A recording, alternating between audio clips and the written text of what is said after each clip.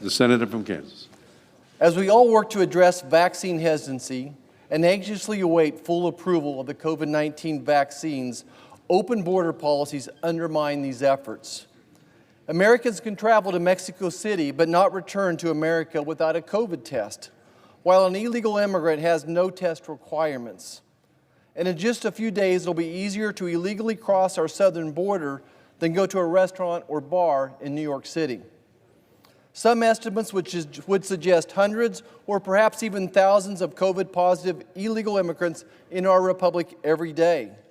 That means we have a super spreader event at our southern border every single day, and Americans are watching this public health care crisis. In McAllen, Texas, almost 1,500 new infected migrants were released into their community this past week alone. There is a healthcare crisis at our southern border, and it is unacceptable for the government to be transporting illegal migrants who pose a grave risk of transmitting COVID across our nation.